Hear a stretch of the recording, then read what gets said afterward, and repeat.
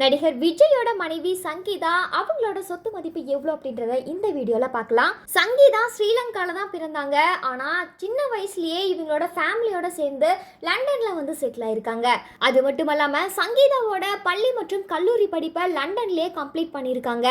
முக்கியமா லண்டன்ல மருத்துவத்துறையில உயர்கல்வி கற்றதாகவும் சொல்லப்பட்டு வருது. சங்கீதாவோட அப்பாவான ஸ்வர்ணலிங்கம் அவர்கள் பாத்தீங்கன்னா லண்டன்ல ஒரு மிகப்பெரிய தொழிலதிபராகவும் இருக்காரு.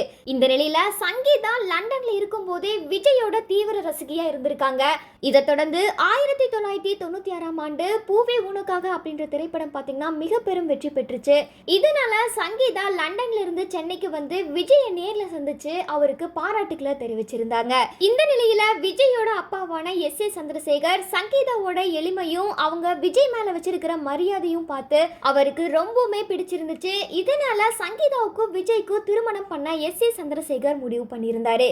இதை தொடர்ந்து 1999ஆம் ஆண்டு ஆகஸ்ட் 25ஆம் தேதி பாத்தீங்கன்னா கிறிஸ்தவ முறைப்படி இவங்களோட திருமணம் நடந்து முடிஞ்சது. மேரேஜ்க்கு அப்புறம் சங்கீதா சென்னையில உள்ள நீலாங்கரை வீட்டுல தான் வாழ்ந்து வந்தாங்க.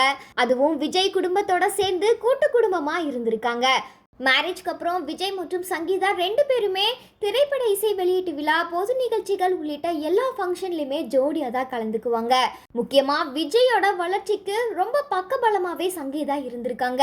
இந்த நிலையில விஜய் மற்றும் சங்கீதாவுக்கு இடையில ஏற்பட்ட கருத்து வேறுபாடு காரணமா இது வரைக்குமே ரெண்டு பேரும் பிரிஞ்சுதான் வாழ்ந்துட்டு வராங்க. இதனால சங்கீதா அவங்க அப்பா வீட்டில தான் இப்ப தங்கி இருக்காங்க. அது மட்டும் இல்லாம அவரோட தொழில்களை கவனிக்கிறதுலயும் அவரோட சொத்துக்களை நிர்வகிக்கிறதுலயும் அதிக கவனம் செலுத்தி வர்றாங்க. சங்கீதாவோட அப்பாவான ஸ்வர்ணலிங்கம் அவர்கள் பாத்தீங்கன்னா லண்டன்லயே மிக பெரும் தொழிலதிபரா இருக்காரு. இதனால சங்கீதாவோட சொத்து மதிப்பு மட்டுமே பாத்தீங்கன்னா சுமார் 200 கோடி முதல் 250 கோடி ரூபாய் வரை இருக்கலாம் அப்படின்னு சொல்லிட்டு வராங்க. இந்த நிலையில விஜய்க்கும் சங்கீதாவுக்கும் இடையில ஏற்பட்ட கருத்து வேறுபாடு காரணமா சங்கீதா செங்கல்பட்டு குடும்ப நல நீதிமன்றத்துல விவாகரத்து கோரி மனு தாக்கல் பண்ணியிருக்காங்க. அது மட்டும் இல்லாம விஜய் கிட்ட இருந்து ஜீவனாம்சமும் கேட்டிருக்காங்க. ஆனா இந்த விவாகரத்து பிரச்சனை குறித்து விஜய் இப்ப வரைக்கும் எந்த ஒரு அறிக்கையுமே வெளியிடல. இதனால இவங்களோட இந்த வழக்கு விசாரணை பாத்தீங்கன்னா வர ஏப்ரல் 20ஆம் தேதி நடக்க போகுது. அன்னைக்கு விஜயும் சங்கீதாவும் நீதிமன்றத்துல நேர்ல ஆஜராக போறாங்க.